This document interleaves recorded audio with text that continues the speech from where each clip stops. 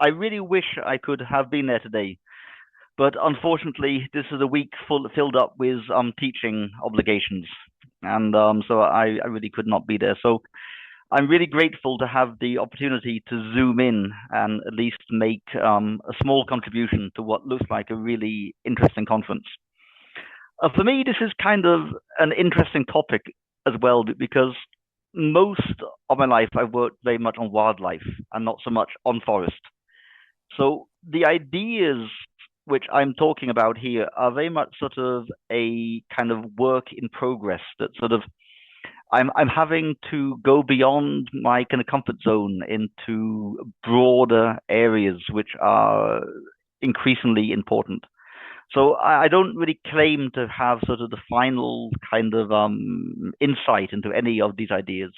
This is just the stuff which I'm playing with in my own head at the moment, trying to get to grips with a new field. Because I'm actually in sort of a new job at the moment, and I've moved from like a research only job to mainly a teaching job. And it's really fun to be teaching students. You know, you have this new generation of young, bright, motivated people coming in. And because thinking back to my own education, you know, you really are informed and shaped by the teachers that you have around you. So it comes as quite a sort of responsibility to teach these kind of new students. The question is, what actually are we teaching them? You know, and often we try to pull in on our own experiences to make the teaching real and to bring it to life. So it's not just teaching them what they can find in a textbook. But then again, we also have to confront the fact that times change and that our own career over many decades is very much built on the past. And then the question is, what are we teaching a future generation? Like, is our own experience necessarily the right stuff to be teaching students, or do we need to be preparing them for the present and the future, not just the past that we've experienced?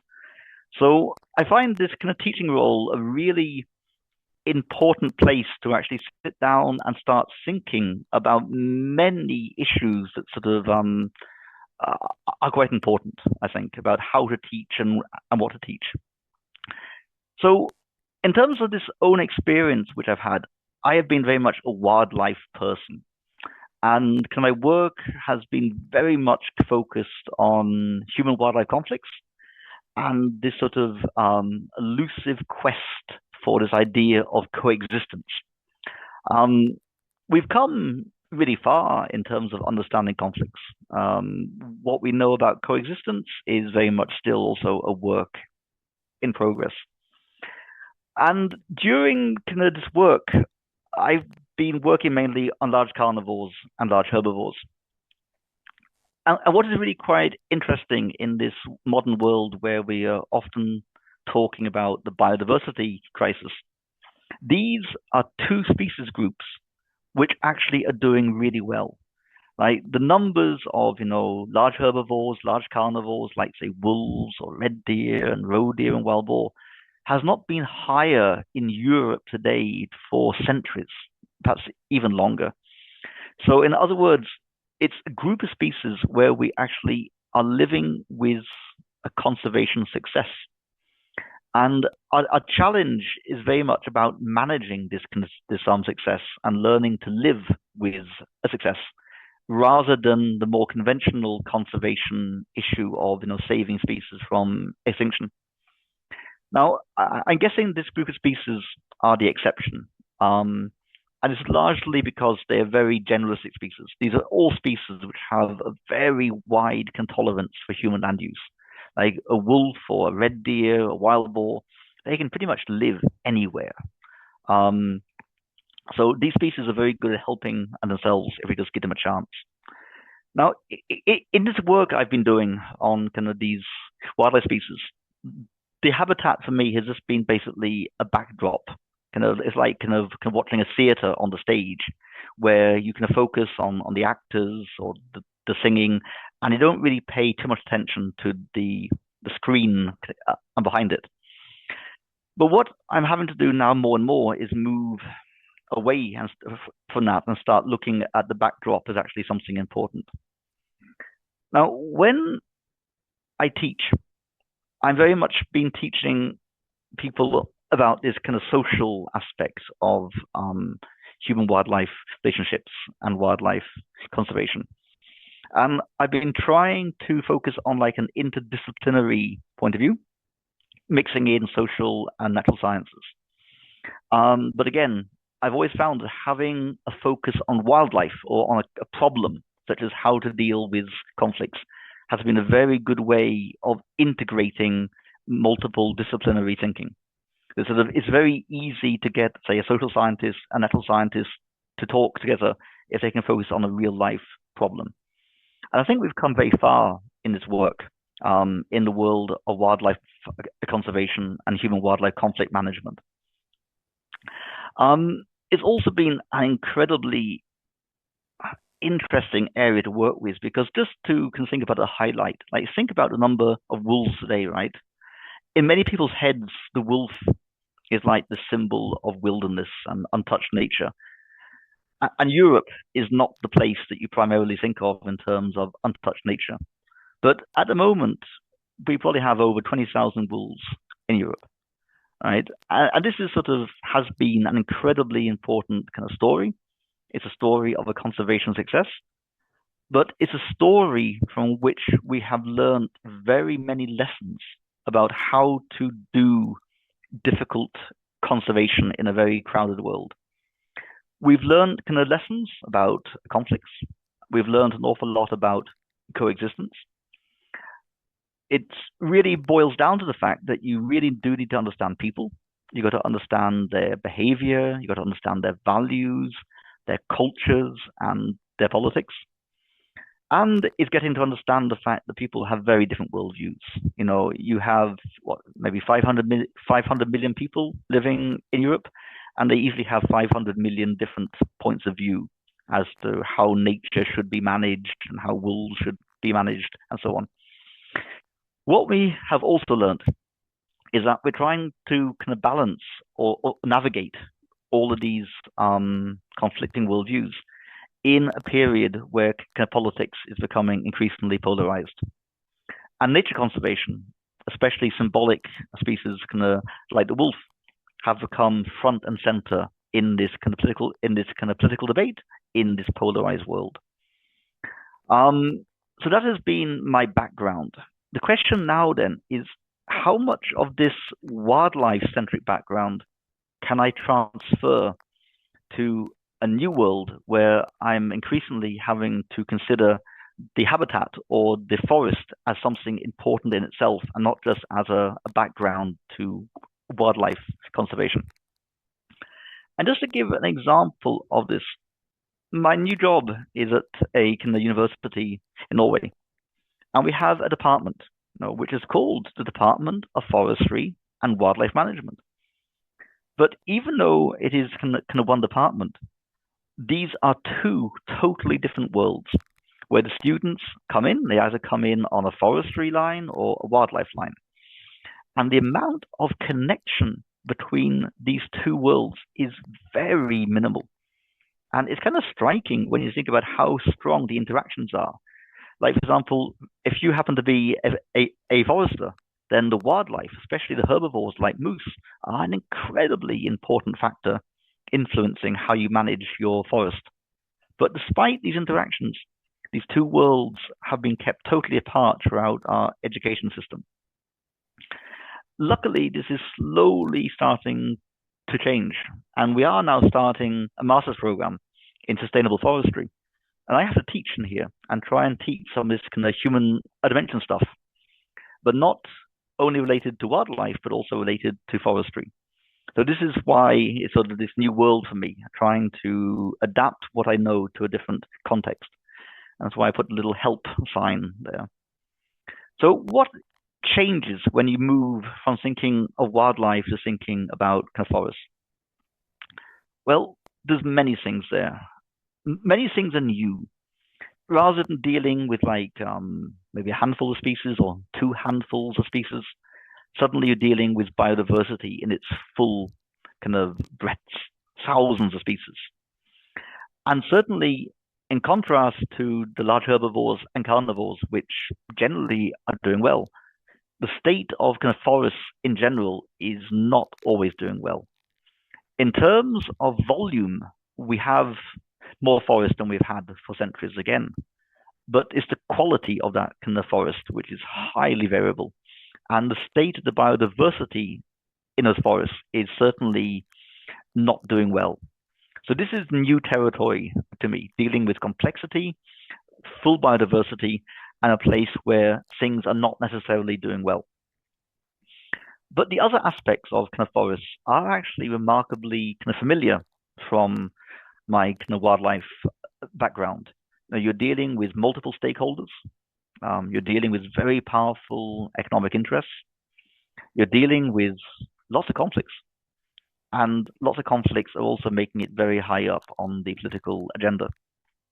I think, like, just to illustrate that, the discussion around the EU nature restoration law, which was passed through some incredibly skillful and complicated political maneuvering in the early summer, shows us how political the whole issue of nature conservation in forests can actually be. So basically, there are many elements which are new, but also many elements which are original to take into account. So that's kind of my personal situation in relation to this issue of moving into discussion around kind of forests and forestry. Now, obviously, I'm very heavily influenced by what I see outside. And I'm living in Scandinavia, and here we're dealing with kind of boreal forests, which are very different to the kind of lowland forests that you actually have around kind of Białowieża. We have quite a low diversity of tree species, but we have quite a high kind of diversity of other smaller species, right? In general, these are low productivity forests, where like the growing season is limited to a few months each year, which does lead to an overall lower kind of biodiversity compared to temperate or tropical forests. What is also very characteristic of our forestry is that most of the forests are privately owned. So there is some state land, but private land dominates. And typically, there's a huge variation in ownership structure, from people owning a few decades to people owning hundreds or thousands of square kilometers. So a very diverse set of landowners. The other thing which is very much influencing our issues are the fact that we mainly use clear cutting as the main forestry technique at the moment. So if we look at our forests historically, they have been heavily harvested for millennia, and certainly by the end of the 19th century, most of them had been cut at least several times and allowed to kind of recover. So certainly there was a historical over-exploitation, which the late 19th century and the early part of the 20th century was largely used to kind of recover from, to actually get the forest area back up again. And then during the 80s and 90s, there's actually quite a lot of very kind of enlightened discussion around forestry and biodiversity and multiple use. And there was a very strong focus on trying to find ways to reconcile multiple interests in forestry. People were doing landscape ecology studies and looking at how different forestry patterns would influence different species. And then this kind of faded as the ecosystem services kind of debate kicked in the early part of the 21st century.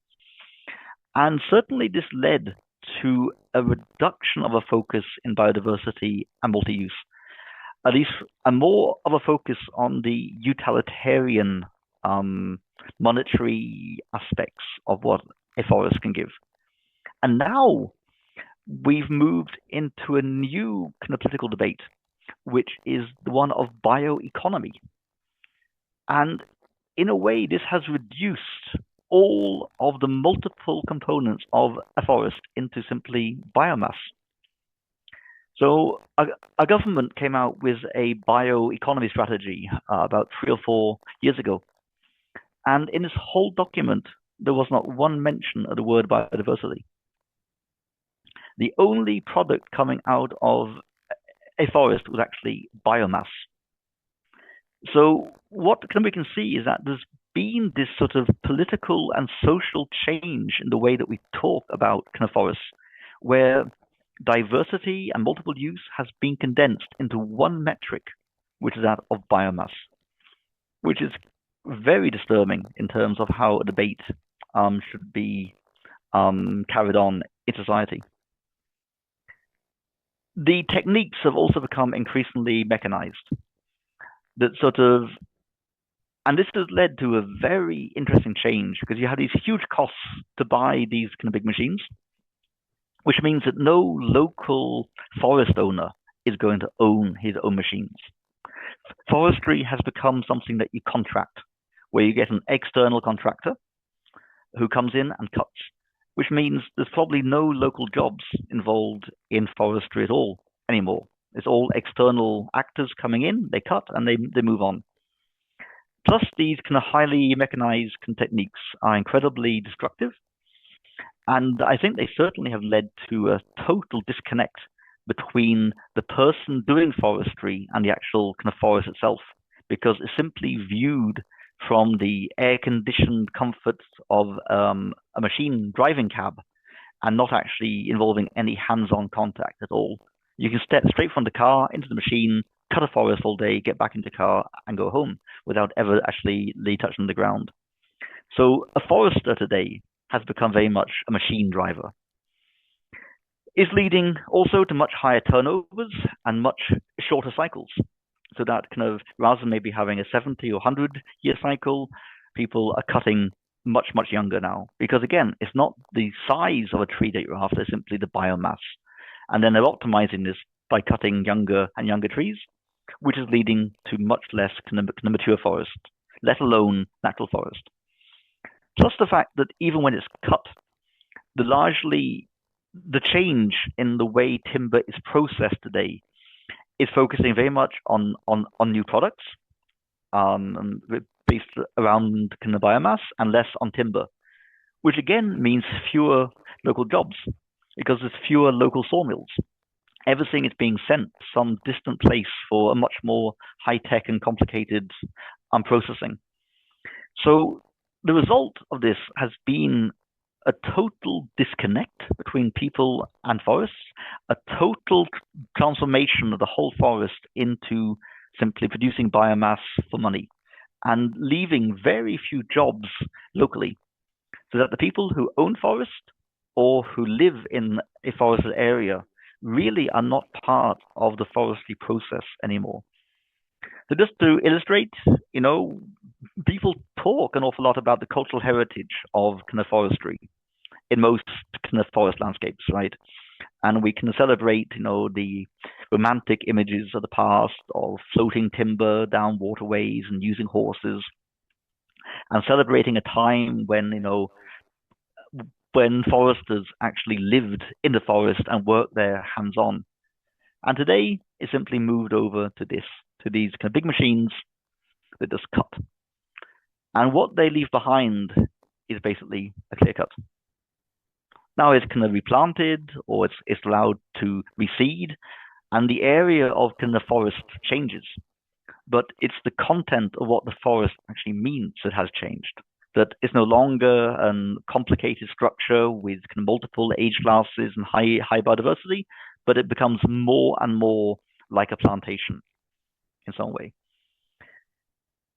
So these lead to many ecological problems, right? We have these huge cuts with these kind of uniform age stands. We don't have fire anymore because that is totally suppressed. There's much less dead wood, much less old trees.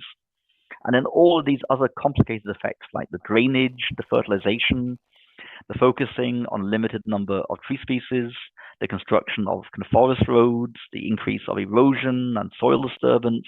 It is so many impacts coming in from this highly mechanized kind of forestry. And then also kind of for people, it's simply very hard to access a forest anymore because the paths are all churned up into mud. You've got this complicated world of slash and stumps left on clear cuts, making it really difficult to access landscapes.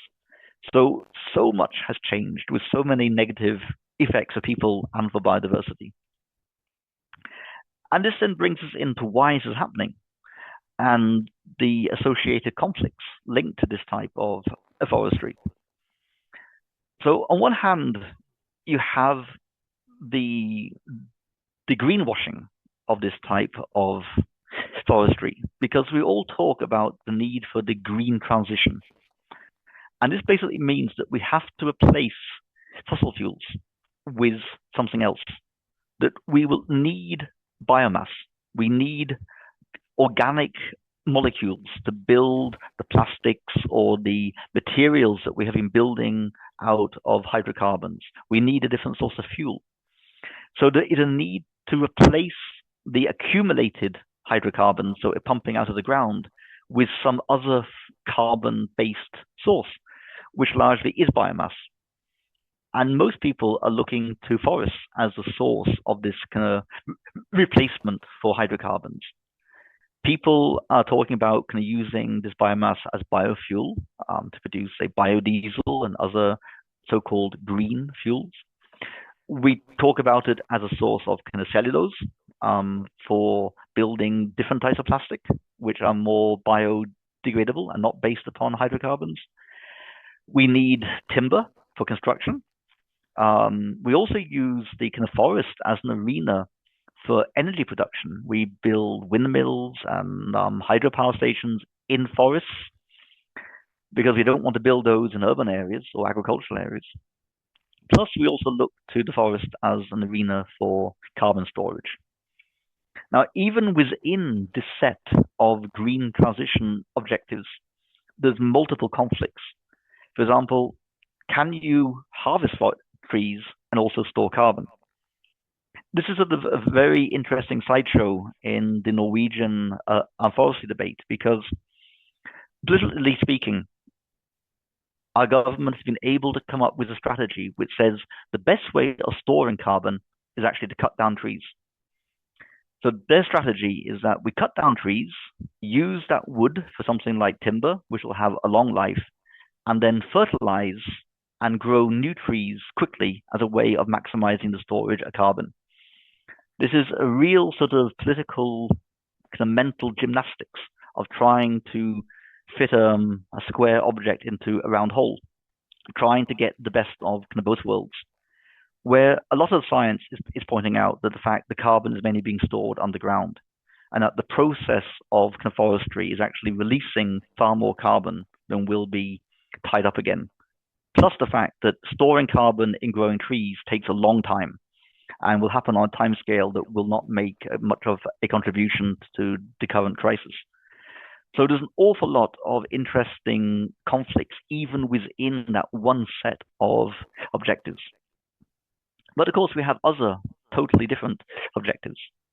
We have these wider sort of ecosystem services where kind of forests provide all sorts of kind of benefits to people in terms of, say, kind of regulation or supporting services for our environment. Things like flood protection and avalanche and landslide protection, the water cycle, the carbon cycle. Now, there's so many things that they actually give us when they're standing, not when they're cut. Amazingly, these things are getting less and less kind of focus in Scandinavia as we focus more and more on the biomass. And then we have all of the human objectives, all of the other things that kind of forests kind of give us as people. You know, they become a scene or an arena for recreation, many different types of kind of recreation, from the quiet and the peaceful to the mechanized. They give us inspiration. They provide us with aesthetics. It can be an arena for hunting, an arena for picking berries and mushrooms, or an arena for tourism. So many other things that we need here.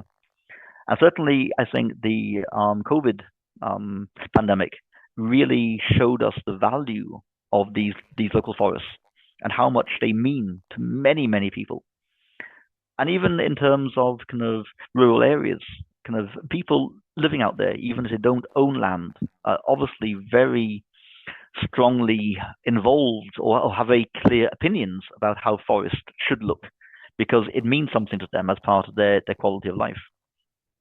And then, of course, we have all of the ecological aspects here, the biodiversity and wildlife, which people, especially in our field, care deeply about.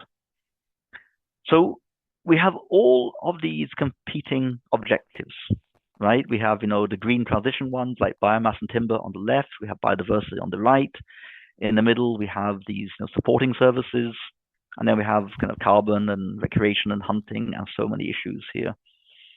The question is, what are the trade-offs between these different objectives and what are the synergies? It's obvious that a forest can provide many services at the same time. And some kind of management strategies will give us multiple benefits. But what is really obvious is that we cannot extract all services or all benefits from the forest at the same time. It simply cannot be done. You cannot have very high biomass production and take care of, say, biodiversity, which needs whole forest sometimes. So dealing with these conflicting objectives, partially it's a question of kind of science, where we actually have to understand, well, what are actually the trade-offs? Which species, which components of biodiversity are sensitive or not sensitive to different types of kind of forest management? But it also boils down to a social or political process where we're weighing up which of these ones is actually most important. And this, of course, then leads to the idea of conservation conflicts, which are really just an extension of, say, human-wildlife conflicts, but which now involve more issues. What we have learned about kind of conservation conflicts is that they happen on many layers, right? On the upper level, you simply have disputes, and at the bottom, you have these really deeply rooted conflicts built around different values. Conflicts can be over knowledge, such as the example I gave you about carbon, about if the carbon is really in the trees or in the soil. There can be conflicts of interest.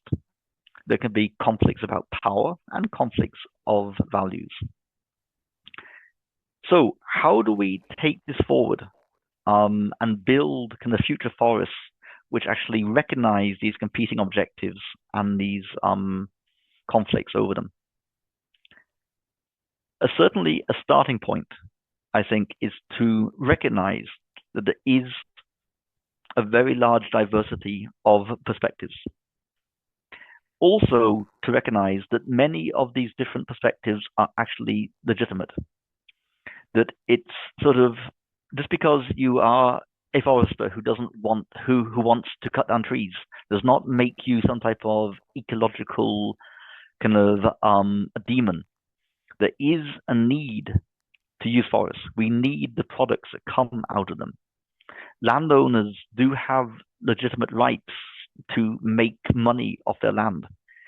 So we have to accept that these uses are there, but equally well, there has to be an understanding that conservation and recreation are also legitimate interests. We also have to understand that land use is a zero-sum game. There's only so much space. So which means if it's used in one way, it cannot be used in a different way. And that means that reconciling multiple objectives in a limited space is going to require planning. It's going to require planning around the way land is used in different places. And it's going to require planning in the way things are done in different places.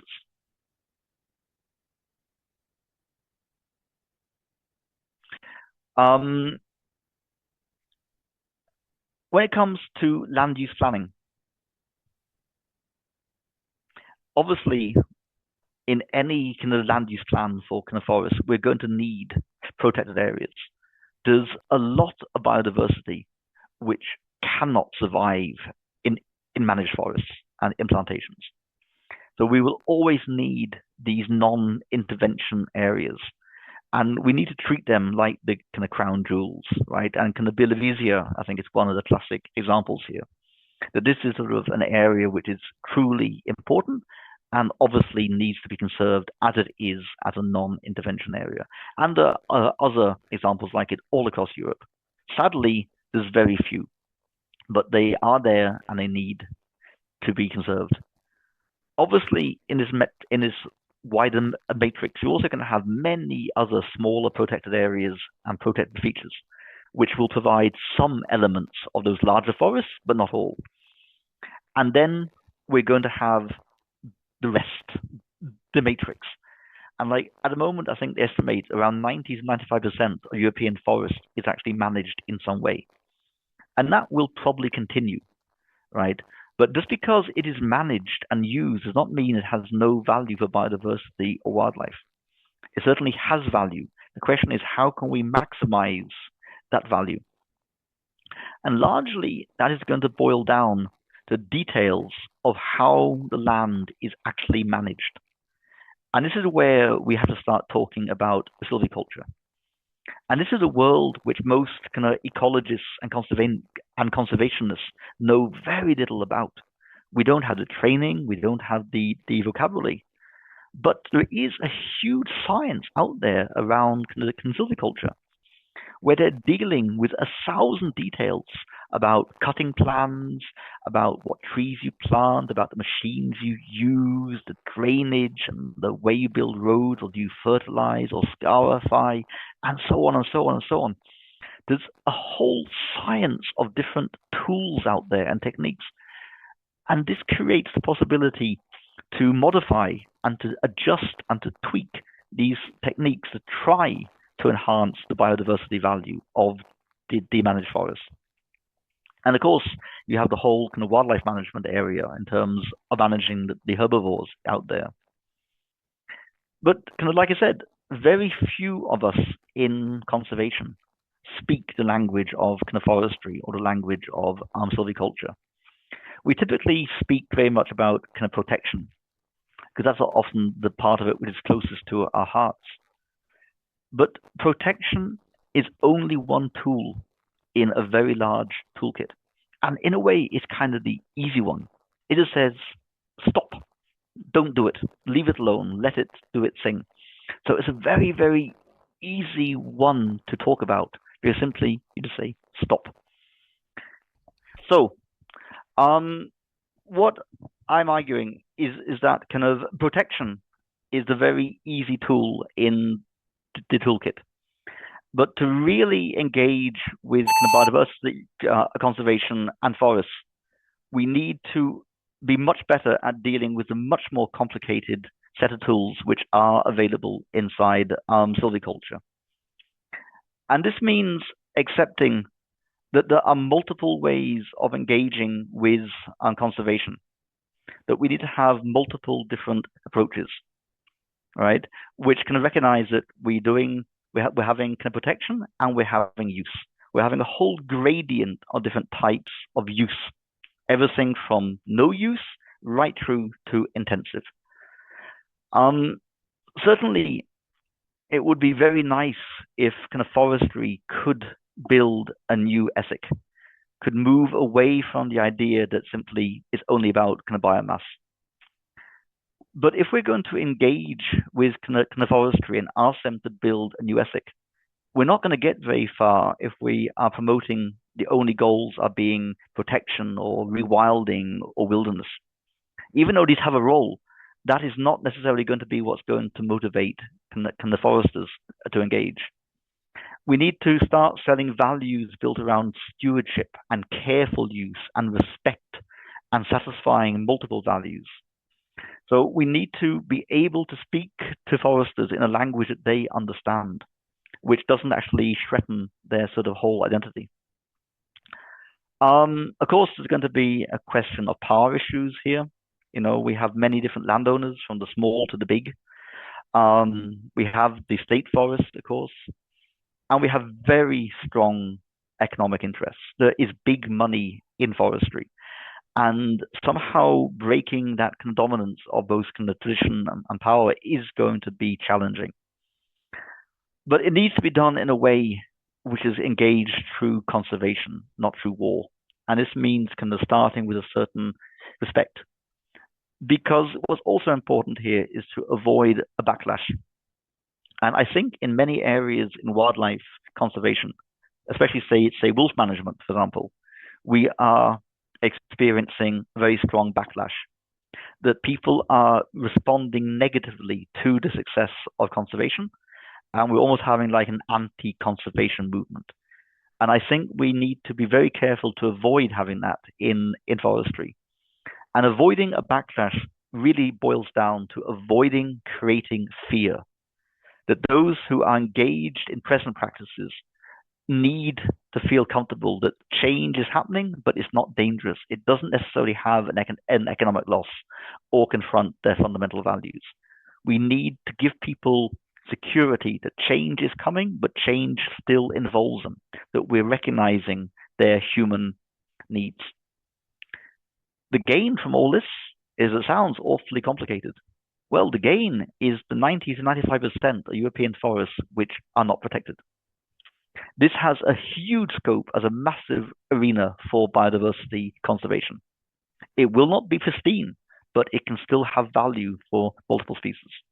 So the upscaling potential is huge here, which brings me back to the place where I started, to this issue of teaching, and what I hope that we can take from our experience in wildlife conservation and transfer it into kind of forestry.